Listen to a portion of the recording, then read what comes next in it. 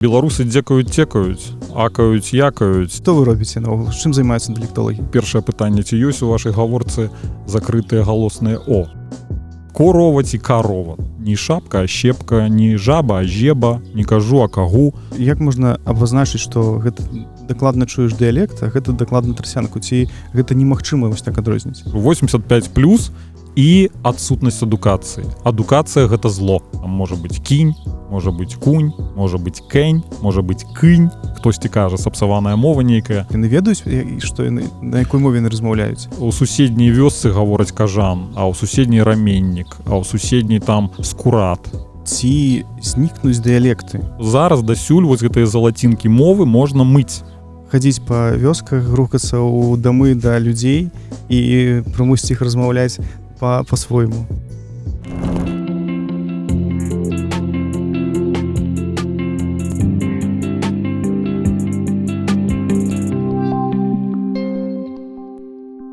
Усім прывітанне, гэта чарговы падкаст на Татнік Бай, і сёння мы каля хаты здымаем падкаст, і ў гасцях, якога мы літаральна выцягнулі з поля, кандыдат філалагічных навук і даследчык гаворак і дыялектаў Юрый Чарнякевіч.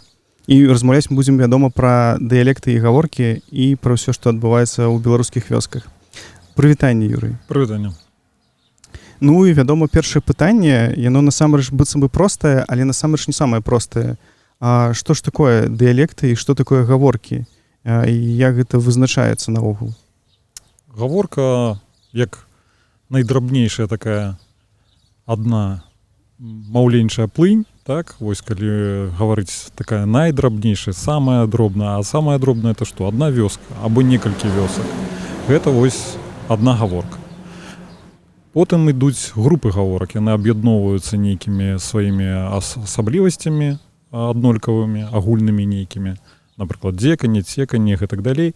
А ўжо дыялекты гэта аб'яднанне многіх груп гаворак, якія крыху адрозніваюцца, але па агульных рысах сваіх яны складаюць адно цэлае. Вось гэта дыялект. Такім чынам, у нас ёсць гаворка самая драбнейшая, потым больш буйныя аб'яднанні гэтых групы гаворак і дыялект. Нічога такого складанага, а ўсё гэта дыялектная мова Беларусі. Тады яшчэ мне вельмі важна, каб вы трошкі распавялі, з чаго раптам вы вырашылі таксама займацца гэтым усім. Хадзіць па вёсках, грукацца ў дамы да людзей і спрабаваць і прымусіць іх размаўляць па-свойму.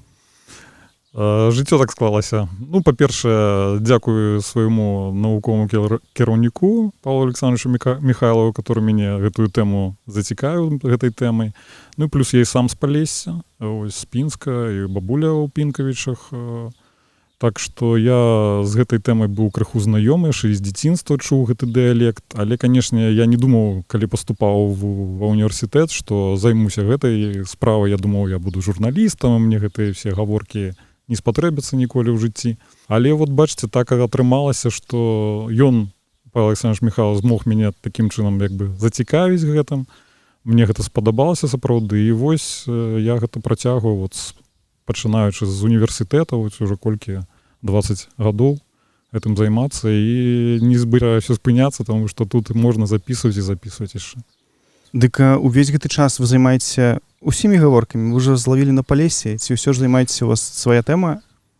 В асноўным, канешне, калі браць у асноўным, то гэта паўднёва-заходні дыялект і заходнепалескія гаворкі, але таксама былі і сярэднебеларускія ў плане таго, што некаторыя рысы сярэднебеларускіх гаворак я знайшоў у паўднёва-заходнім дыялекце. Вось, напрыклад, такая з'ява, як лабіялізацыя А у становішчы перад У нескладовым. Ну, напрыклад, броў, казоў, заброў, там і гэтак далей. То, што мы кажам, там, браў, забраў, даў.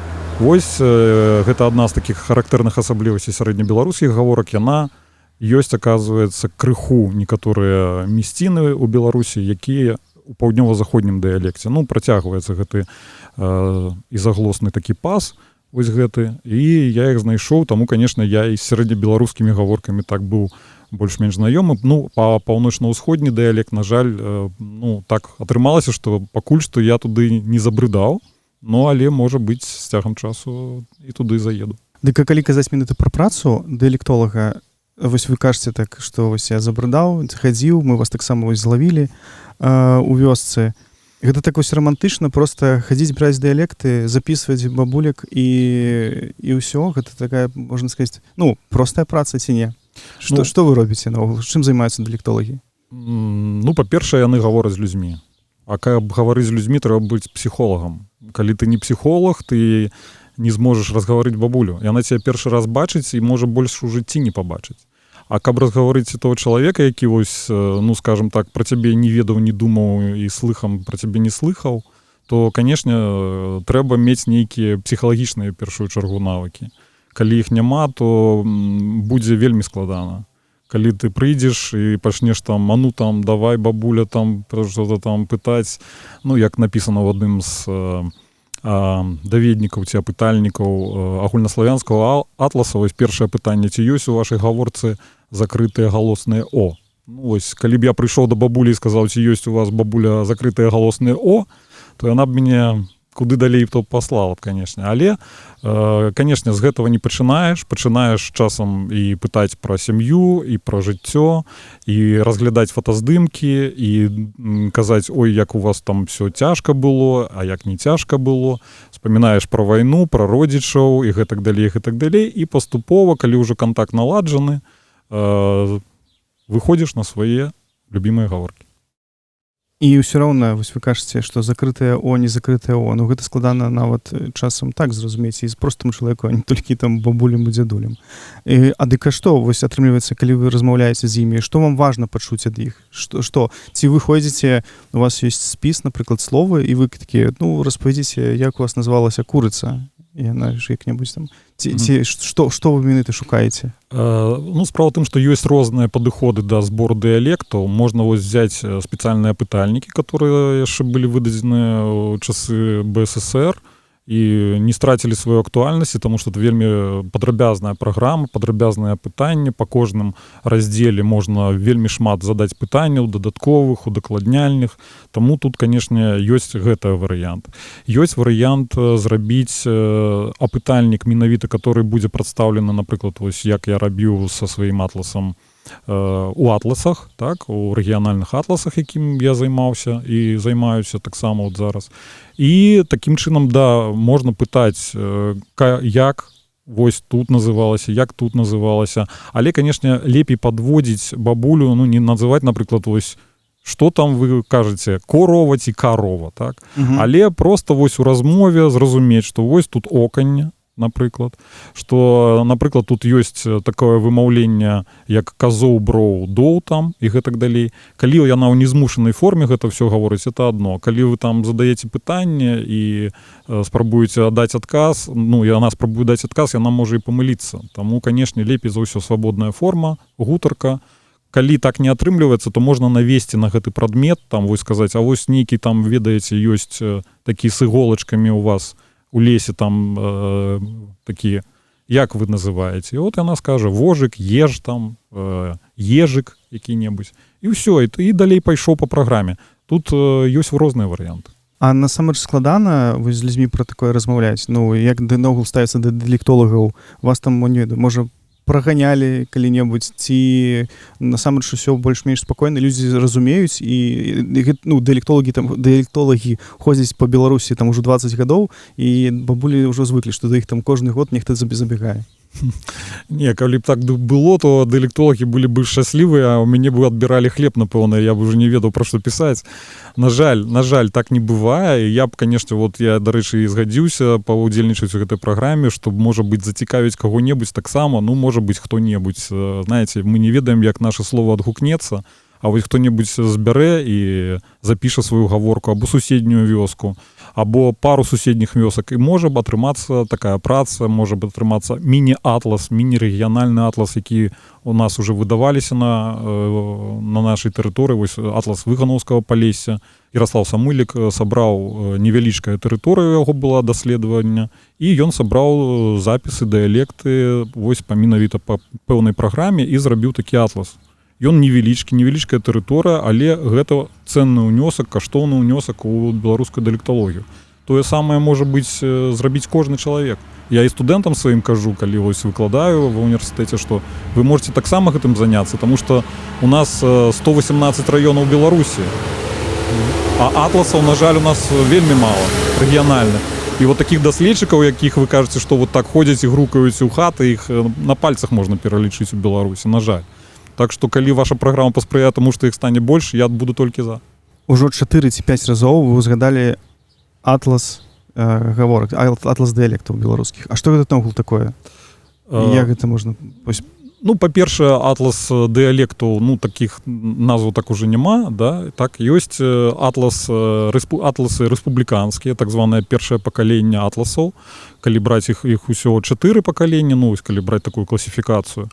Атлас першага пакалення – гэта нацыянальны атлас, гэта ось дыялекталагічны атлас беларускай мовы, які выйшаў у 63-м годзе.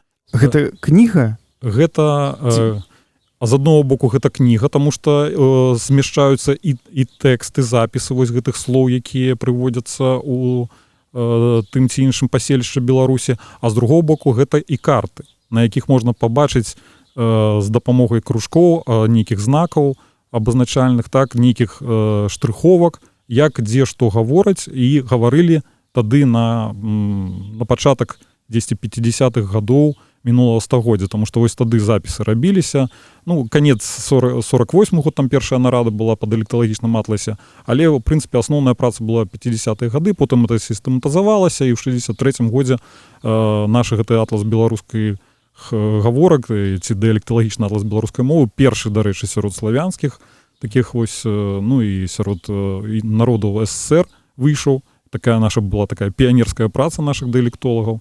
А потым ужо выйшаў у нас таксама адзін з такіх вядомых прац агульнарэспубліканскіх, гэта лексічны атлас беларускіх народных гаворак, які ўжо выйшаў падчас атрымання Беларусю незалежнасці, і за яе была прысуджана дзяржаўная прэмія Рэспублікі Беларусь пэўным аўтарам калектыву аўтараў гэтага атласа. Таму, канешне, вось гэтыя буйныя такія маштабныя працы, гэта, ну, скажем так, без іх дыялекталогію немагчыма ўявіць беларускую, і кожны дыялектолог, неважна, прычым беларускі, не беларускі, ён, калі хоча пазнаёміцца з нашымі дыялектамі, з нашымі гаворкамі, павінен імі карыстацца. А ўжо вот другі шлях, дакладней кажучы, другое пакаленне атласаў, гэта пакаленне вось гэтых рэгіянальных атласаў, якімі і я ў тым ліку займаюся, і некаторыя іншыя займаліся, наши навукоўцы, так? Гэта вот як бы зрэз такіх ужо больш падрабязны разгляд вось гэтых гаворак на пэўнай тэрыторыі. Вось я ўжо назваў Выхнаўскае палессе, у нас ёсць яшчэ атлас Бярозаўскага раёна, атлас Пуржанскага раёна, і вось атлас паўночна-ўсходняй Брэшчыны, якім я займаўся, і атлас Тураўшчыны, вось які зроблены на падставе тураўскага слоўніка. Так што вот у нас такія ёсць здабыткі, ну, але, канешне, хацелася, каб іх было больш. Ну так, вось пералічылі літаральна сапраўды на пальцах рукі. Ну так, так, так. Вот яны это на пальцах рукі і вот і ходзяць так. Ну, канешне, ёсць і іншыя з акадэміі навук, тых, хто працуюць ва універсітэтах у нас, канешне, яны таксама займаюцца, ходзяць, але хацелася б больш. А колькі, вось вы кажаце, што у вас у 2009 выйшаў першы атлас, который вы зрабілі, колькі вы над ім працавалі? То бок колькі дыялектолагу трэба хадзіць, каб зрабіць атлас нейкай мясцовасці? Гэта ж гады? Ну, гады, так. Па-першае, это была праца ў аспірантуры. Яна, вот, аспірант 3 гады вучыцца, так, ну, спачатку падрыхтоўчы этап, паездкі, першыя паездкі, складанне праграмы, самае галоўнае, потым адсеиванне пэўных пытанняў, дадатак нейкіх пытанняў, потым маляваць карты гэтыя, прычым кожную карту трэба разгледзець, каб все было там правільна, гэтыя кружочки расставіць. Ну, это асобная тэма, якая там, як там ідзе градацыя гэтых знакаў, абазначэнняў. Але, канешне, праца складаная. Не хочу сказаць, што лёгкая, але калі зацікавішся, то і заўсёды хочацца яшчэ далей рабіць такое.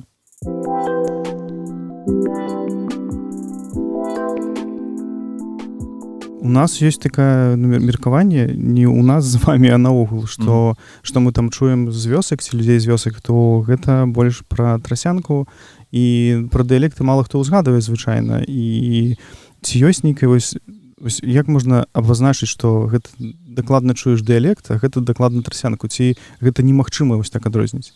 Я б тут не сказаў, што немагчыма зусім, так, калі мы бачым, скажем, много рускіх слоў, так, калі мы бачым, што чалавек жыве ў горадзе, але вот карыстаецца дзе-нідзе, скажем так, вось гэтай мешанкай, там вот этой трасянкай, то тут хутчэй гаворка пра менавіта трасянку. З другого боку, калі мы бачым, што чалавек жыве ў вёсцы і, скажем, карыстаецца дзесьці рускай, там беларускай мовай, але ў той жа час размаўляючы са сваімі бацькамі гаворыць на сваім дыялекце, то гэта цалкам дыялект, хоць можа быць ён не такі чысты, як у іхных бацькоў, так, але ўсё роўна гэта дыялект, гэта тое, што гэта спосаб камунікацыі паміж старэйшым пакаленнем і больш маладым. І ён, гэты дыялект захоўваецца, нягледзячы на тое, што вось я ўжо расказваў, што у тым жа атласе і той жа кнізе 63-го года было напісана: на жаль, дыялекты адміраюць, і мы записывалі, вось ты аўтары в 63-м годзе казалі, што мы записываем больш старэйшае пакаленне, таму што маладое пакаленне, яно не так чыста гаворыць. І вот зараз я ўжо записываю гэта маладое пакаленне, якое, на мой погляд, вельмі чыста гаворыць. І думаю, ох, там вот это маладое пакаленне не так добра гаворыць. Так што тут ёсць пэўныя нюансы, і як там будзе далей, мы не можам сказаць. Таму, хутчэй за ўсё, калі казаць пра дыялекты, яны будуць жыць, а вось развіццё з трасянкай, вось гэтая мешанка, так, гэта больш, напэўна, гарадская все-таки паўмова, так званая. А вы ў сваёй кніжцы не напісалі ў 2024, якая выйшла не так давно, напісала, што, на жаль, дыялекты адміраюць? Не напісаў, хаця, вы знаеце, у савецкі час, вот у часы БССР, там былі такія пэўныя моманты, і пісалі навукоўцы, што вось все там так адміраюць і нівеліруюцца пад уздзеяннем савецкай рэчаіснасці, савецкіх новых павеваў часу і гэтак далей, але, на жаль, гэтыя прагнозы не спраўдзіліся. І, на шчасце, напрыклад, на маё шчасце, таму што я паспеў выдаць і атласы, і іншыя навукоўцы нашы павыдавалі атласы, і іншыя кніжкі павыдавалі, дзе запісаны гэтыя дыялекты, і сёння яны запісваюцца, і сёння выдаюцца, і хрэстаматыі выдаюцца, вот тая ж хрэстаматыя цэнтральная зона, которая таксама была выдадзена ў Акадэміі навук, і хрэстаматыя па дыялектнай мове Гродзеншчыны, таксама вось гэта 2000-е гады, таму як бы час ідзе, але дыялектолагі все так жа ходзяць і грукаюцца ў дзверы. Цікава пра гэтыя кніжкі. Я не магу сказаць, што я магу узгадаць у нейкую кніжную краму, што я знайшоў, і бачыў нейкія такія кніжкі па дыялектам беларускім ці слоўнікі, вось якія выдаваліся. А я так разумею, што яны ўсё ж не друкуюцца на такую больш вялікую аўдыторыю, і іх з імі ёсць складанасць іх дастаць, не? Складанасць дастаць зараз у нас у час эпоху інтэрнэта, напэўна, не так складана, вельмі шмат алічбавана. Магу назваць сайт Philology By, там вось вельмі шмат тыя, хто кіруе гэтым сайтам, яны з дапамогай таксама супрацоўнікаў Акадэміі навук, з інстытута мовазнаўства лічбавалі гэтыя атласы, гэтыя слоўнікі, і нават размясцілі і тэксты, і хрэстаматы, і прыклады вуснага маўлення можна там запісаць. Не запісаць, а паглядзець. Фактычна, вот такая база асноўная можна знайсці ў інтэрнэце, і тут праблем няма. Іншая справа, што, канешне, зараз, можна сказаць, што, канешне, не так шмат выдаецца і, скажем, не такім буйным маштабам, але, згараваць з гэтага няма чаго, таму што можна, я ж кажу, размясціць у інтэрнэце, і это пачытае не толькі на тэрыторыі Беларусі ці яшчэ ў іншых краінах, але любы адукаваны чалавек, які зацікавіцца гаворкамі, можа гэта зрабіць. То бок, калі ўсё ж ты цікавішся, то знайсці можна не без праблем. То бок, тое, што пра Беларусь. Пра Беларусь, так. Асноўныя работы ў нас алічбаваны, асноўныя работы можна знайсці ў інтэрнэце, тут праблем няма. І калі вы зацікавіцеся нейкай сваёй гаворкай, сваім рэгіёнам, таксама можна ўсё гэта адшукаць даволі лёгка, без праблем. У мяне ўзнікла пытанне вось такое кропачнае, калі вось казаць пра атласы, які вось вы шукаеце гэта, размаўляеце з бабулямі, каб слову трапіць у атлас, то бок там жа ёсць гэтыя словы, так, што абазначаюць. Яно павінна спраўдзіцца, вы павінны яго пачуць некалькі разоў, і яно павінна значыць адно і тое ж, ці як гэта адбываецца? Ну, па-першае, калі мы гаворым пра атласы, там ёсць пэўная праграма. Так? Па гэтай пэўнай праграме чалавека так ці іначай апытываеш. Яна можа, бабуля, не разумець, што яе апытваюць, там заводзіць нейкія размовы, але вот яна сказала гэта слово. І ты там запісаў «мед» гавораць у вас, або «мб'ёт», або «мет». Так? І тады вставляеш гэтае слово, вось так гавораць менавіта тут. І тое самае, напрыклад, у 100 іншых вёсках. І потым наносіш уже гэтыя, там, напрыклад, дзе мед, там чорным кружком, калі мед, то белым кружком, ну, таму што ён вельмі падобны да беларускай мовы. Але мёд, асноўная вось такая, скажем, беларускае слово мёд, можа увогуле не сустрэцца, калі вы ездзіце па Палессі, напрыклад, так? Таму цалкам магчымы варыянты, і калі у нас ёсць пэўная праграма, то па гэтай праграме і вымалёўваецца такі малюнак, на якім можна вось гэтую карту зрабіць. І так і робяць дыялекталогіі, лінгвагеаграфіі. Клас. Я тады адразу пра карту хацеў спытаць. Часта бачыш, калі пішаш там беларускія дыялекты, там нават у Вікіпедыі паказваецца такая мапа, дзе Беларусь падзелена на 4 зоны. Гэта паўночна-ўсходнія, там цэнтральныя гаворкі. Сярэднебеларускія, паўднёва-заходнія і палескія.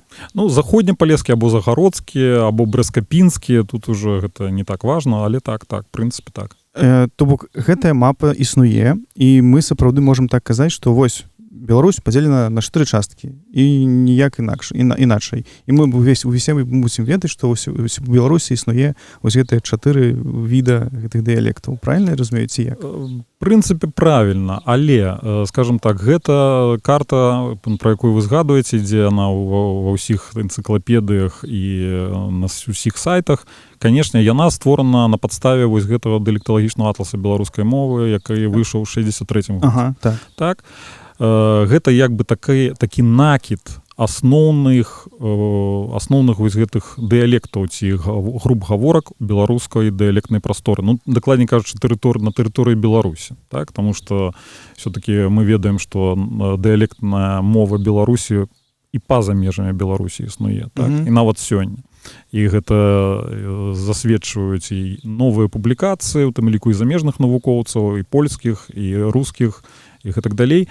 А вось то, што гэта схематычная такая з'ява, схематычная карта, даказваюць менавіта гэтыя рэгіянальныя атласы, якія больш падрабязна адсочваюць тыя ці іншыя асаблівасці і гавораць пра тое, што не ўсё так адназначна. Не ўсё тут можна зафарбаваць жоўтым колерам, не ўсё можна зафарбаваць зялёным колерам, таму што сапраўды ёсць не толькі дыялекты, але і групы гаворак, і яны пэўным чынам адрозніваюцца, і это бачна на картах таго ж рэгіянальнага атласа больш яскрава, чым на картах нацыянальнага атласа. Таму вось і гэтым спрабую займацца я ў прыватнасці, а і мае таксама калегі, вось, якія выдавалі іншыя атласы.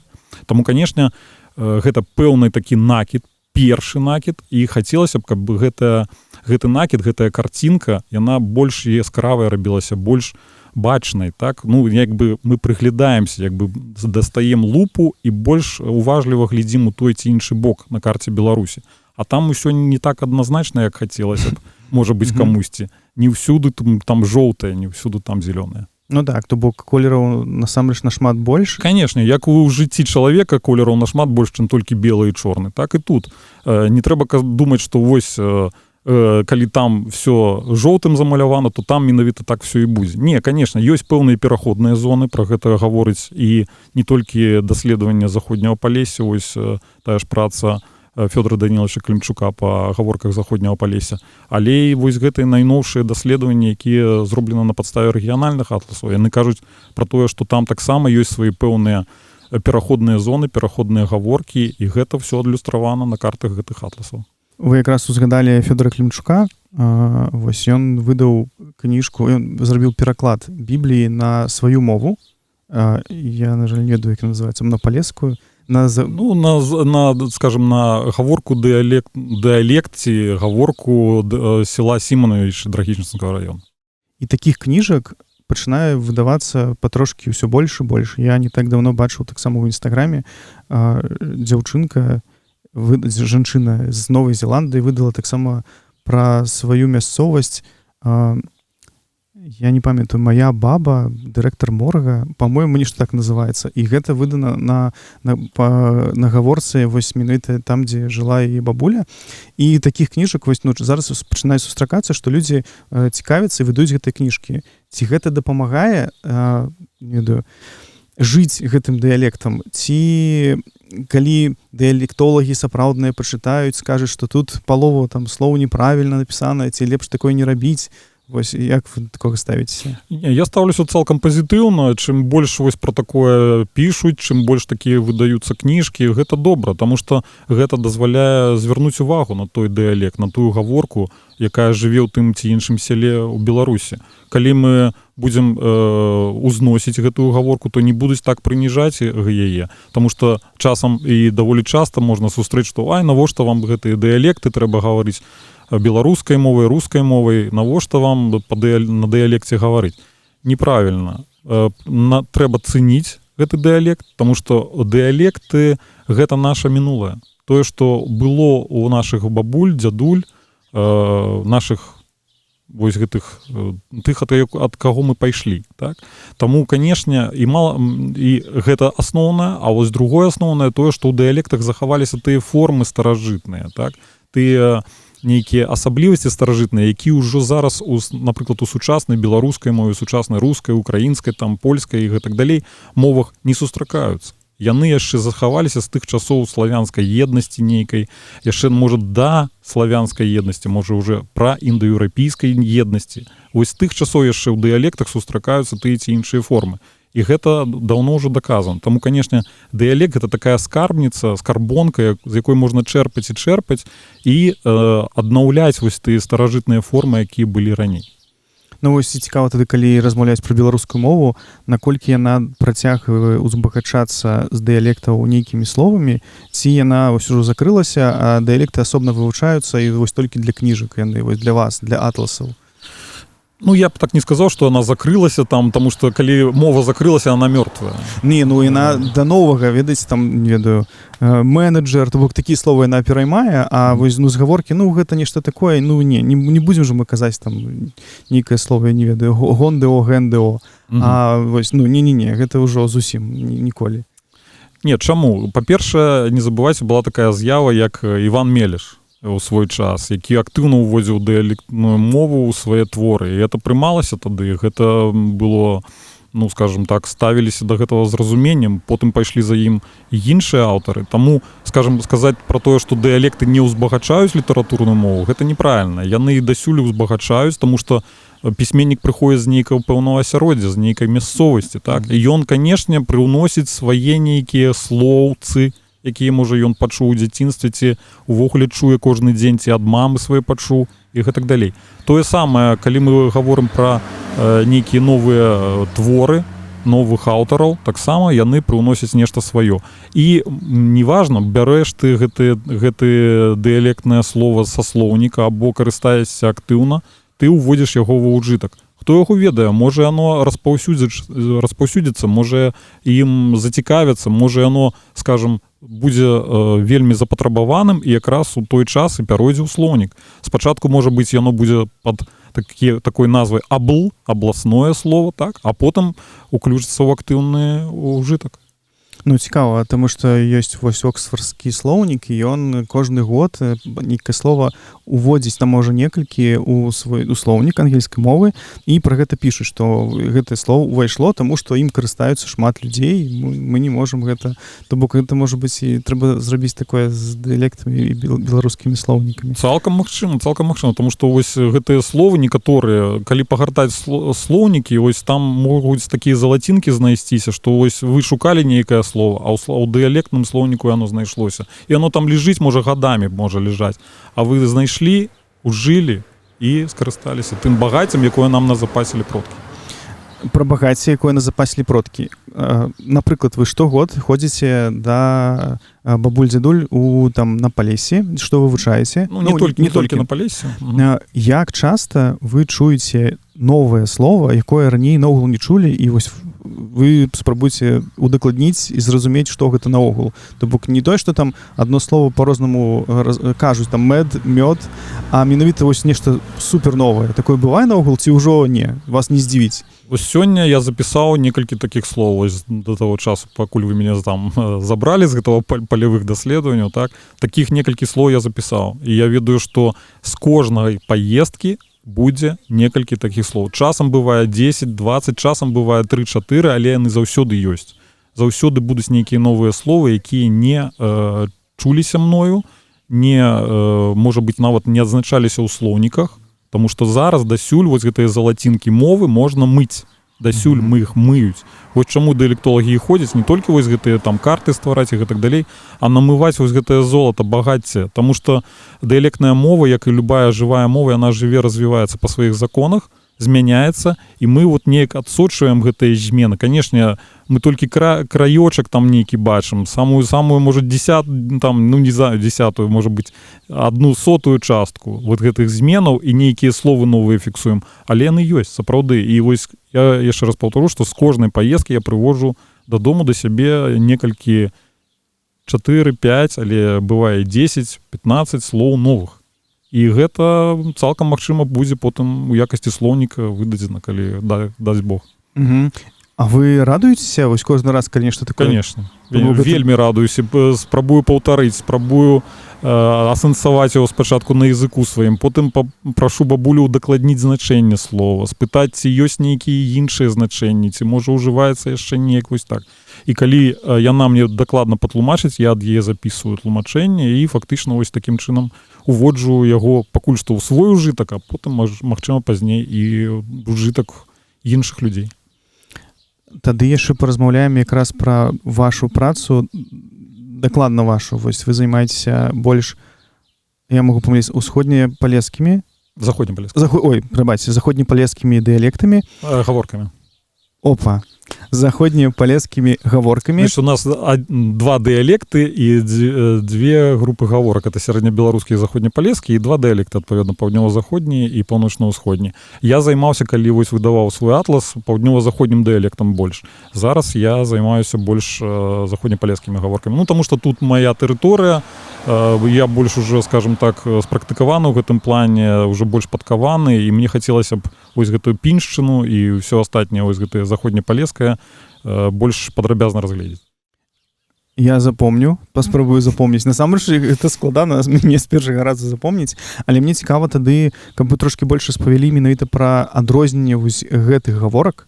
Заходнепалескіх. Так, заходнепалескіх. І вось што там такі нейкі перлінкі ёсць, вось што дакладна можна вызначыць, што вось гэта яна. Вось я ці на мяжы ўжо гэта не яна. Вось як гэта вызначаецца? Ну, вызначаецца вельмі проста. Беларусы дзекаюць, текаюць, так, акаюць, якаюць. Калі мы бяром Палессе, там многа на О. Вы самі, можа, чулі гэта не раз, вось гэта молоко, голова, там, і гэтак далей.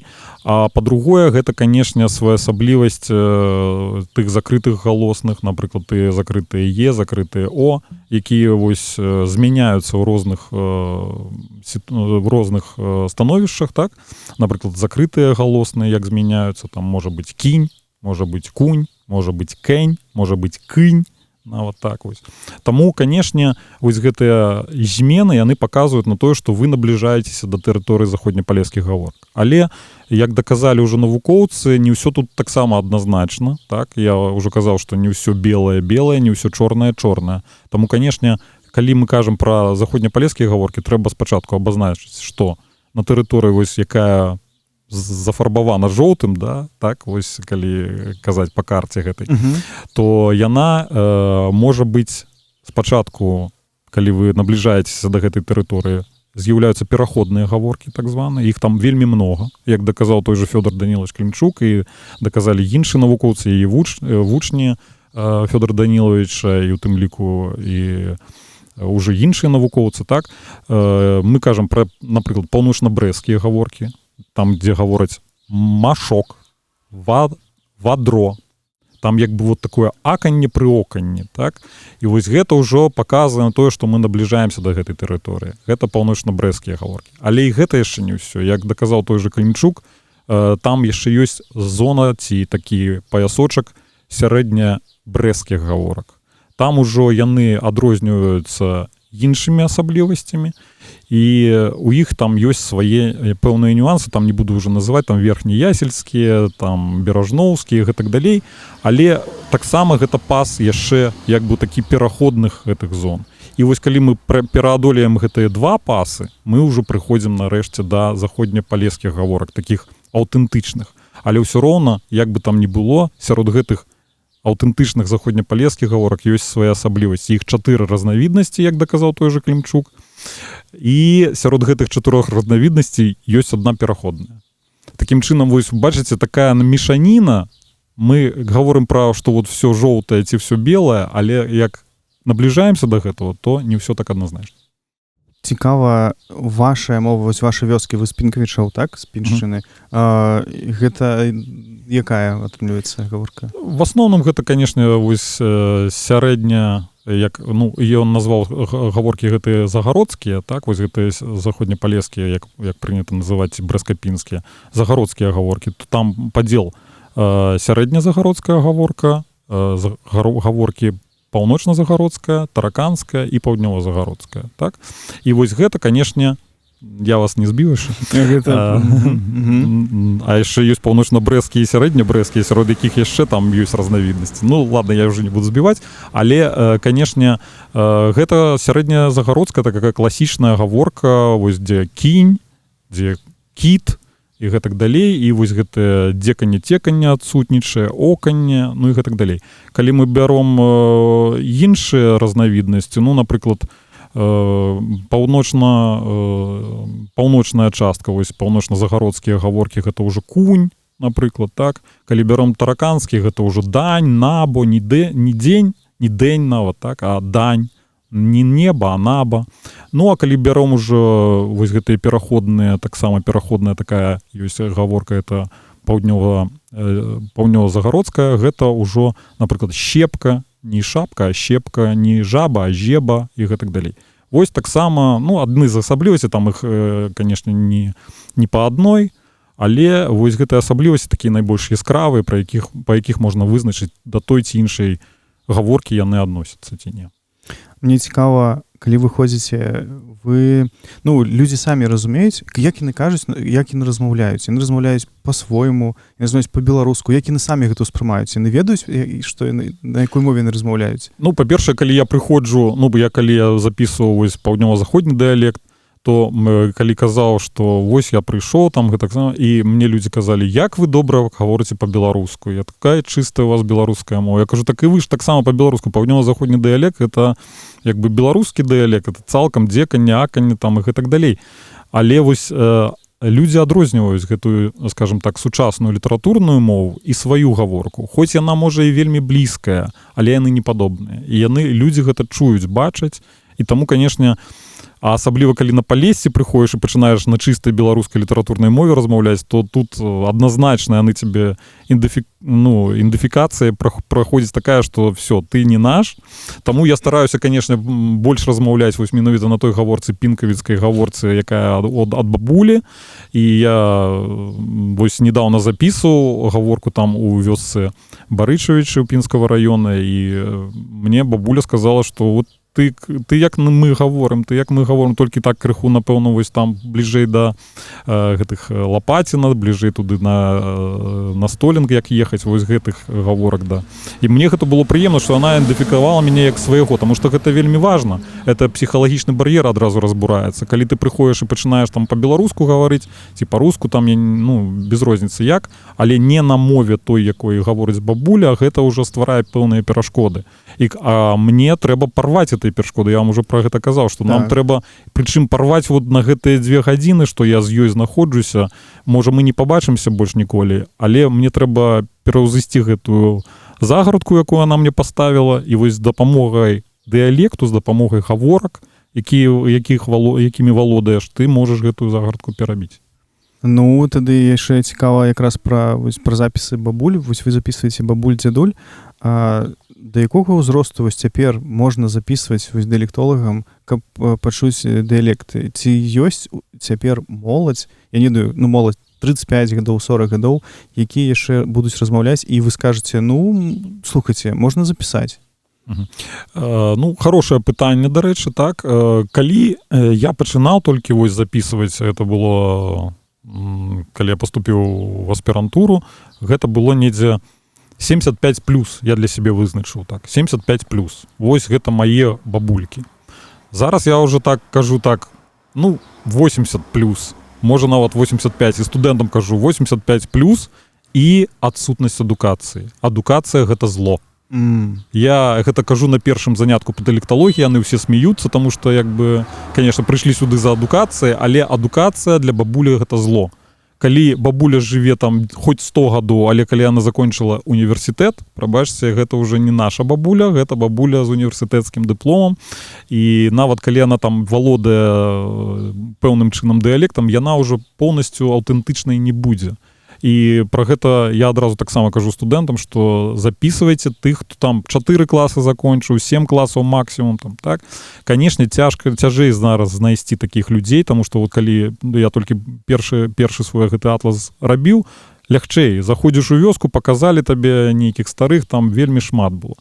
Зараз менш, але я магу сказаць, што у кожнай вёсцы, дзе я быў, ну, пакуль што дае Бог мне такую магчымасць, я запісаў ад бабулі.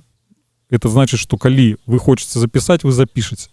Канешне, бываюць выпадкі, калі бываюць і 70-гадовыя нават, але гэта ўжо на ваш выбар. Глядзіце, калі яна сапраўды мала вучылася, калі яна працавала ўвесь час у вёсцы, там даяркай, напрыклад, всё жыццё, калі яна не з'язджала нікуды, і калі яна, вы бачыце па размове, што яна менавіта вось носьбіт дыялекту, вы можаце запісаць 70-гадовую.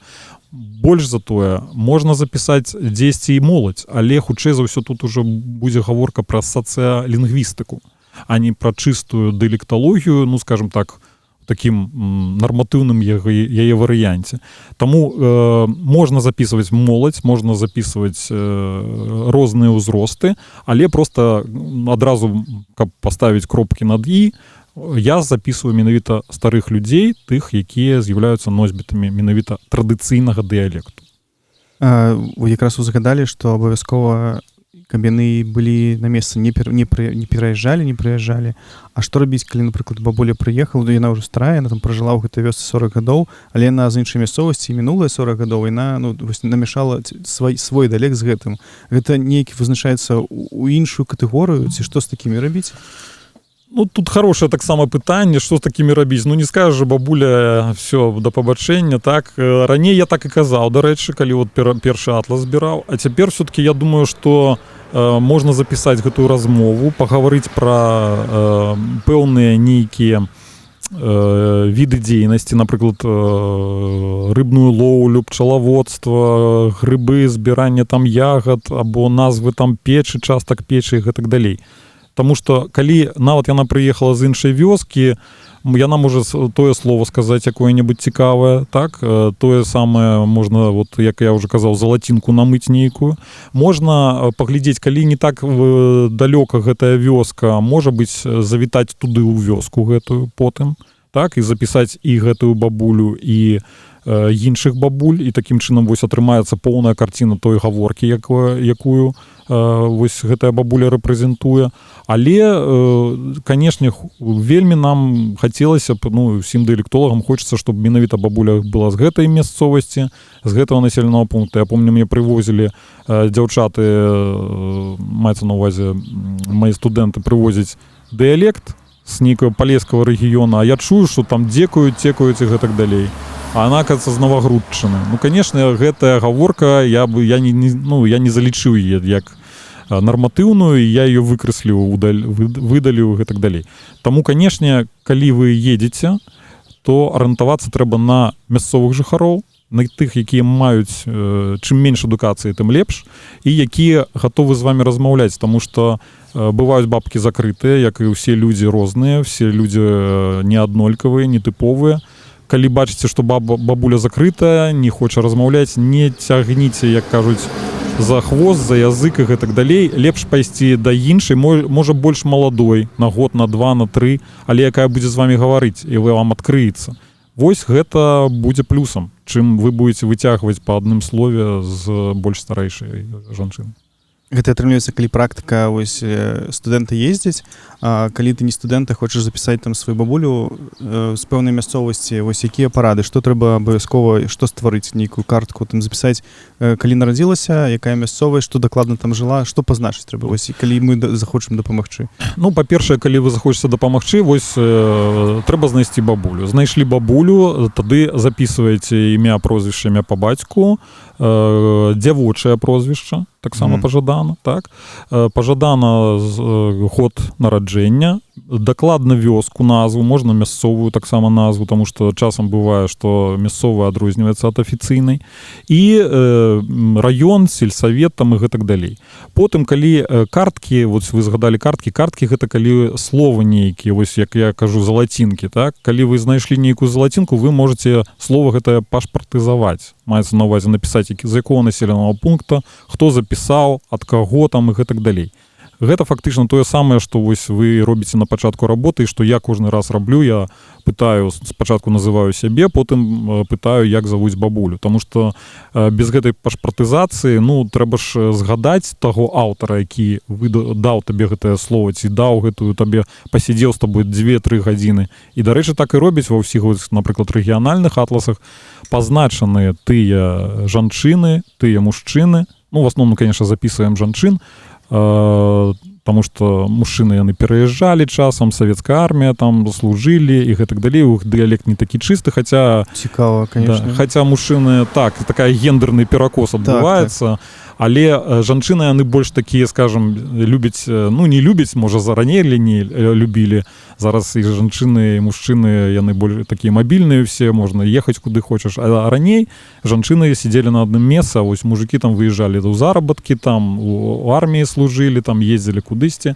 А жанчыны в основном сидзелі там на гаспадарцы і гэтак далей. Таму перакос адбываецца гендерны, хаця у мяне не раз бывало, што менавіта мужчыны выручалі, мужчыны больш старэйшыя, яны давалі вось гэтую лексіку, напрыклад, або фанетыку, або марфалогію, і запісваў менавіта поўнасцю вось гэтую гаворку ад мужчын.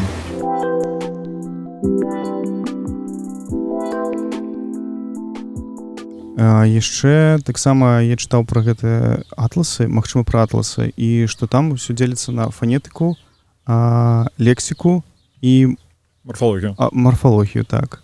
Вось што ў кожную запісваецца. Фанетыка, я так разумею, што гэта вось гучанне слоў. Вымаўленне, так, вось это якраз оканне, аканне, вось гэта, так. Што ў марфалогію? Што там? Ну, в асноўным пазначаюцца пэўныя формы, в асноўным гэта давальны, месны склон, вось тое, што адрозніваецца найбольш так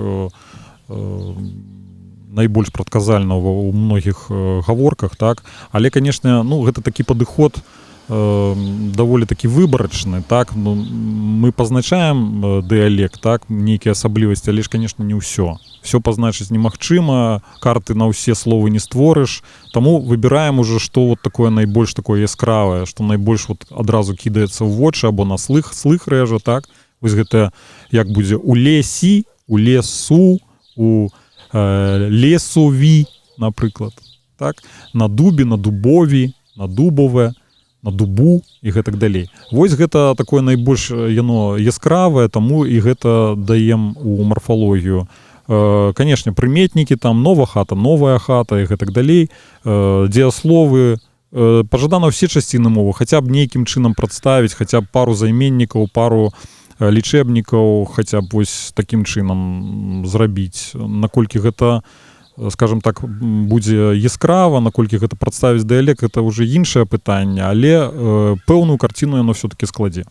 І лексіка, гэта атрымліваецца? Лексіка стараемся, ну, як я стараюся рабіць большую праграму лексічную. Чаму? Таму што лексічны атлас беларускіх народных гаворак, пра які я згадываў, які выйшаў ужо ў часы Беларусі незалежнай, то ён, канешне, вельмі аб'ёмная праца, там вельмі шмат карт і гэтак далей, але, на жаль, там кожны раён Беларусі прадстаўлены літаральна можа быць адным пунктам. А разумееце, калі вы робіце на падставе толькі аднаго адказу пэўнае ўяўленне пра ўвесь раён, ну, конечно, так не можа быць, што вот у адным раёне гавораць менавіта там, ну, я не ведаю, там, напрыклад, лятучая мыш. А можа, у суседняй вёсцы гавораць кажан, а ў суседняй раменнік, а ў суседняй там скурат. Так? І вось вам, калі ласка, але вы бачылі толькі адзін пункт і думаеце, што там все гавораць лятучая мыш. Таму, конечно, вось гэтая праца над рэгіянальнымі атласамі, яна вельмі важная, што яна паказвае поўную карціну. Таму вось гэтую лексіку стараемся запісаць найбольш, таму што, на жаль, ну, ёсць тут яшчэ ў нас белыя плямы. Ці можа на шчасце? Ну так, дарэчы, для вас можа і на шчасце, так? Ну так.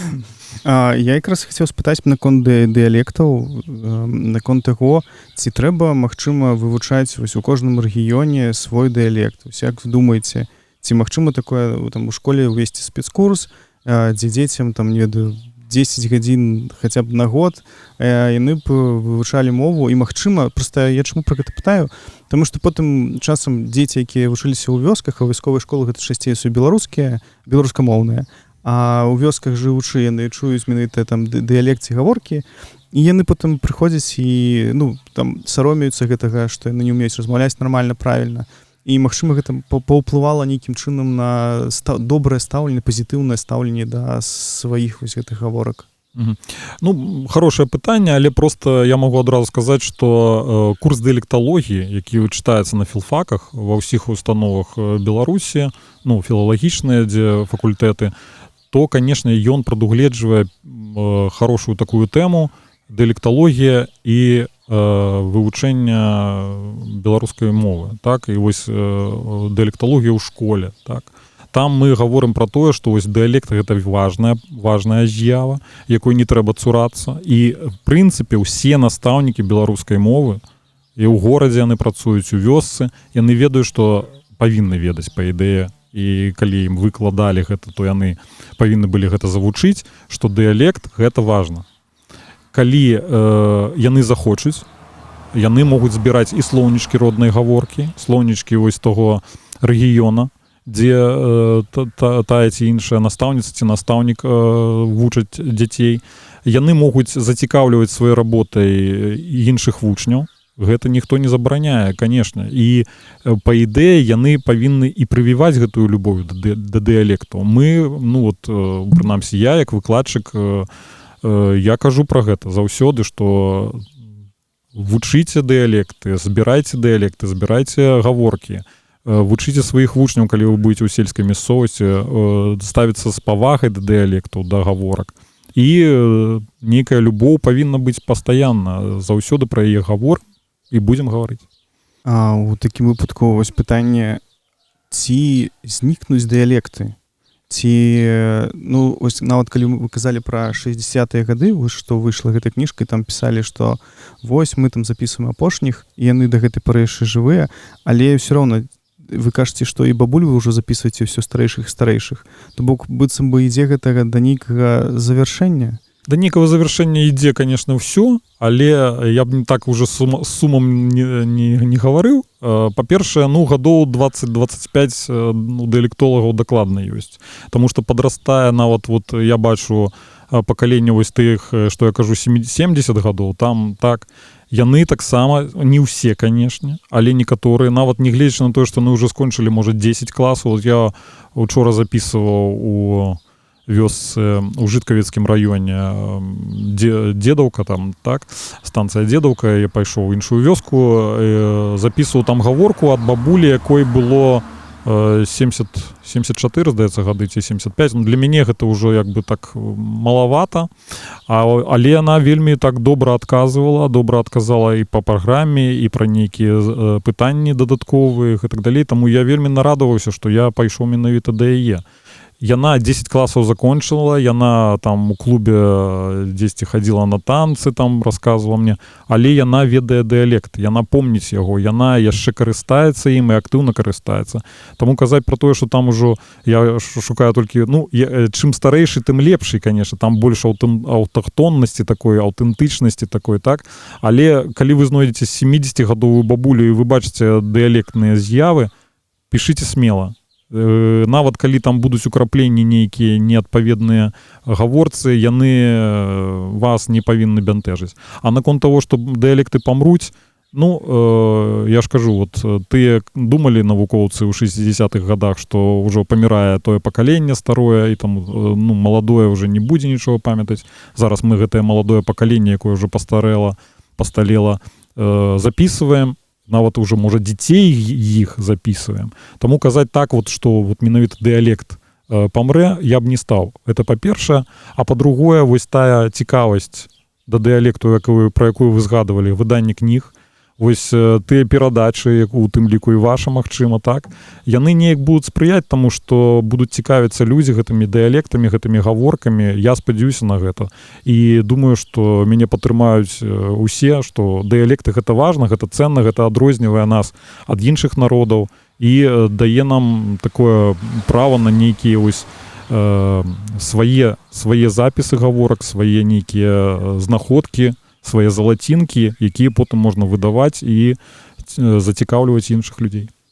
Якраз, дарэчы, я чамусьці, вось вы пра гэта кажаце, я ўзгадаў, што цяпер дастаткова часта у тыктоках нават можна, то бок людзі могуць заўсёды сябе запісваць цяпер, і можна пачуць, як людзі з розных вёсак проста пачынаюць размаўляць, і потым у каментарах людзі пытаюць, што гэта за мова, там, дзе вы знаходзіце, і то бок гэта, па-першае, выклікае цікавасць, а па-другое, ці наадварот, па-першае, што людзі размаўляюць на сваіх гаворках, і гэта чуюць іншыя людзі, і гэта становіцца нейкім уже такім, нечым закрытым, нечым смешным, а наадварот, бок людзі пачынаюць гэтым цікавіцца. Мне падаецца, што, можа быць, гэта таксама паўплывае на працягласць вось гэтага жыцця, так скажем. Я згодны, таму што вось у мяне у падпісчыках не ведаю, можна называць эту в адной з сацыяльных сетак ёсць людзі, якія вядуць свае старонкі менавіта на гаворцы. Яны вот як пачулі там у вёсцы, яны жывуць у вёсцы, пачулі вот размову і запісалі там, вот напісалі яе. І такіх прыкладаў становіцца сапраўды больш і больш. Сапраўды вось гэты інтэрнэт, вось гэта камунікацыя, калі можна, напрыклад, даць показ, расказаць пра нейкую показку або спытаць, а як у вас у сяле называлася, і табе там 100 падпісчыкаў выдадуць свае словы, гэта класна. Таму што вось такім чынам абуджаецца цікавасць да дыялекту не толькі ўнутры, там можа быць пэўнага асяроддзя, пэўныя вёскі там і гэтак далей, а за яе межамі, бо, канешне, вяскоўцы раз'язджаюцца па ўсіх іншых, можа, гарадах, вёсках, краінах, але з дапамогай інтэрнэту яны могуць вось кантактаваць і захоўваць такім чынам свой дыялект і сваю гаворку. Спытаю пра тое, ці былі моманты, калі вы хадзілі размаўляць некуды і не разумелі не проста словы, а, напрыклад, сказамі нешта не разумелі. Вось нейкія гісторыі такія бывалі. Ці прыязджалі нейкія дыялектолагі, якія займаюцца сярэднебеларускімі гаворкамі, і такія прыязджаюць на палесе, такія, не, я паехаў назад, бо тут усё. Магчыма, калі ўсё назад, не, гэта все-таки паказчык такі, скажем так, што чалавек не надта ўпарты. Мне здаецца, што вот калі б я пачуў нешта незразумела, я б сеў бы з гэтай бабуляй і сказаў бы, так, давайте будзем разбірацца, што вы мне сказалі. Таму, я думаю, любы даследчык, нават калі ён прыязджае з сярэднебеларускай зоны, ён зацікаўлены тым, каб ведаць усё багацце дыялектнай мовы Беларусі. А яно разнастайнае, вось мы зараз былі на Лунінеччыне, і там вось гэтае кагу, не кажу, а кагу, або му, ву, не мы, вы, а му, ву, і гэтак далей. Ўжо там пра щепка, жеба, там пра дань, набо, жеба в еме, еблыка, качела, там я ўжо не буду гаварыць. Але вось гэтая стракатасць дыялекту, яна у тым і прыцягвае людзей. Мы можам гаварыць, што беларуская дыялектная мова вельмі багатая на свае нейкія знаходкі, на свае нейкія асаблівасці, і, канешне, займацца ёю заўсёды цікава. Нават калі вы жывеце ў адной вёсцы сваёй, вы можете там вельмі шмат чаго зрабіць, як вот і рабілі тыя ж самыя даследчыкі самавукі, можна сказаць. Вось той же мы зараз сидзім у Столінскім раёне, вось тут Альпень, Іван Ляшкевіч, ён настаўнік і запісваў сваю гаворку і выдаў альпейскі дыялектны слоўнік. Яшчэ адзін настаўнік беларускай мовы, Зайка Алесь Фаміч, дыялектны слоўнік Косаўшчыны. Таксама зараз можна казаць пра тое, што нейкая з'явілася новая тэндэнцыя, калі бібліятэкары выдаюць нейкія пэўныя зборнічкі, там, напрыклад, па Ганцавіцкім раёне, па Іванаўскім раёне і гэтак далей. Таму тое, што гэтым займаюцца і, напэўна, будуць займацца, гэта не можа не радаваць. Яшчэ тады вярнуўся, я ўзгадаў, вы казалі, што першыя ў 50-х годах толькі пачалі з'яўляцца дыялектолагі і спрабаваць нешта рабіць. Правільна пачуў? Не, все-таки не, я б так не сказаў. Дыялекталогія старадаўняя навука, 19 стагоддзя, гэта яшчэ з часоў младаграматыкаў так званых павялося, што вось, ну, спачатку чаму хацелі навукоўцы, сказалі, навошта нам гэтыя дыялекты, гэтыя, вот, як вы кажаце, сапсаваная мова, ну, там, хтосьці кажа, сапсаваная мова нейкая, навошта яна нам, і вось так паводзілі сябе, яны чыталі нейкія старажытныя рукапісы і гэтак далей, а прыйшлі новыя людзі, якіх назвалі младаграматыкамі, і сказалі, што трэба вывучаць і жывыя гаворкі, жывыя мовы. І вось з таго часу, калі той же Георг Венкер, нямецкі бібліятэкар, дарэчы, пачаў працу вось над такім сваім атласам моў Германіі, потым гэтую справу падхапіў Жюль Жельгерон, таксама атлас французскі атлас гаворак. Вось гэта канец 19-го, пачатак 20-го стагоддзя, і той жа Еўхім Фёдорович Карскі, калі вось выдаў сваю карту, так званую, так, то гэта ўсё паказчыкі таго, што дыялекталогія старадаўняя навука, хаця і маладая. Ну, 100-150 гадоў ёй ёсць, а лінгвагеаграфіі, можа, яшчэ менш, чым дыялекталогія, але таксама яна ўжо не першы год. Таму казаць, што толькі вот у 50-е гады пачалося. Канешне, былі... Про Беларусь, калі казаць, то бок... Калі про Беларусь казаць, вот я кажу, Еўхім Фёдорович Карскі, это 1903 год, так?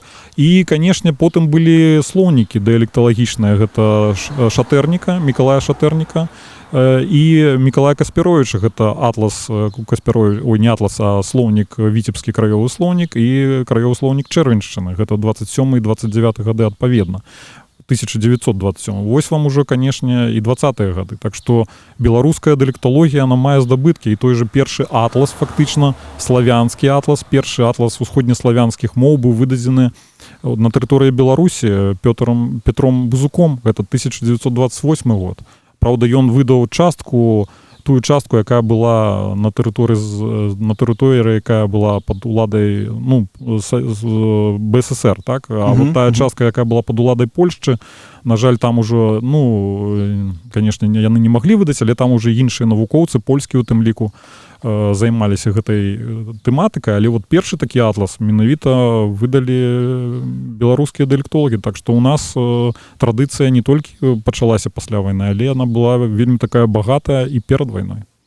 Але па пальцах адной рукі ці двух рук таксама можна называць дыялектолагу, які ў свае часы займаліся. Бо гэта не была масавая навука, ці была некалі мода на тое, што трэба вывучаць дыялекты, і ўсе такія кінуліся. Была мода, вот, а вы думаеце, вот, чаму взяліся вот за гэтыя буйныя працы? Вот, уявіце, разруха, так, 44 год, толькі вызвалілі Беларусь, там вось падымаецца з руін усе, вось працуюць, і в 48 годзе першая нарада па дыялекталагічным атласе. Здаецца, да думаеце вы про тое, як там хаты будаваць, як там аднаўляць гаспадарку і гэтак далей? Не, ужо в 48 годзе першыя людзі пашлі па хатах, першыя людзі пайшлі па вёсках, там яшчэ можа быць занядбаныя дзесьці ў землянках, людзі жылі там, не ведаю, як дабіраліся тыя дыялектолагі да пэўных населеных пунктаў, таму што такой камунікацыі, як сёння, не было. Але ўжо тады ў 48 годзе і потым пазней крыху 50-е яны гэта пачалі рабіць, не гледзячы на разруху, не гледзячы ні на што, іх гэта, конечно, не можа не ўражваць, што тады беларуская, у тым ліку, дзяржава, беларускія навукоўцы паставілі сабе такую задачу, бо яна стаяла сапраўды вельмі востра паказаць вось гэтую карціну дыялектаў на тэрыторыі Беларусі, яны гэта змаглі зрабіць. А калі казаць пра вывучэнне там 50-х, 60-х, 70-х гадоў, ці засталіся нейкія запісы, якія можна паслухаць? Вось самыя старыя, магчыма, запісы, якія можна паслухаць, можа быць, ёсць нейкім вольным доступе, каб людзі зразумелі, магчыма, таксама зразумелі, як у 60-х размаўлялі на Палесе і як сёння размаўляюць на Палесе. Вось нешта такое можна так прасачыць? Ну, па-першае, у нас выдаваліся шматлікія хрэстаматы дыялектнай мовы, так, з розных рэгіёнаў Беларусі. Это таксама ёсць, дарэчы, вот я ўжо згадываў, гэта сайт Philology By, так, там таксама можна гэта ўсё знайсці, гэтыя тэксты дыялектныя з розных рэгіёнаў Беларусі, паглядзець можа нават вашу вёсачку, у якой вы там жылі, ці жывяце. Але Канешне, лічбавая форма ёсць лічбавая форма, і магнітафонныя запісы ёсць магнітафонныя запісы. Калі казаць вот зараз, што я дастану перад студэнтамі, пачну бабіны круціць, ці нават магнітафон дастану, то будуць смяяцца і паказваць пальцам, канешне. Па-першае, гэта па-першае. Па-другое, многія, вось, на жаль, як я ведаю, запісы размагніціліся або не захаваліся, і гэта, канешне, праблема, што мы, на жаль, вось гэтая аўтэнтычнасць дзесьці не захавалі аўтэнтычнасці, але запісы засталіся, ужо гэта добра. Плюс зараз вельмі многа выходзіць і лічбавых копій, прычым вось зараз кожны можа взяць тэлефон і спакойна запісаць гаворку тую ці іншую. У тым ліку выкласці яе ў інтэрнэт, на сваёй старонцы дзесьці ў сацыяльнай сетцы і гэтак далей. Таму тут, мне здаецца, вялікіх такіх праблем не будзе. З іншого боку, шкада, канешне, што не захавалася. Ну, што маем, то маем. Калі у вас ёсць запісы, лічбуйце іх абавязкова, калі вось такія захаваліся старадаўнія, таму што вот мне нават студэнты прывозілі запісы ўжо лічбаваныя, і было бачна, што яны перагнаныя, так? Што іх записывалі на пленку яшчэ, але вот там вот нават гук такі спецыяльна, што як бы включаецца дыктафон, это пленка, это стужка, яна так круціцца, так і чуваць гэта. І сапраўды вось гэтыя старыя запісы можна лічбаваць, ну паспрабаваць, па крайняй меры, наколькі гэта ўдасца. Ну так, насамрэч цікава. І такое пытанне, таксама вось я чуў гэту легенду, вось мы пра яе не размаўлялі яшчэ, пра легенду, што палеская мова, палескі дыялект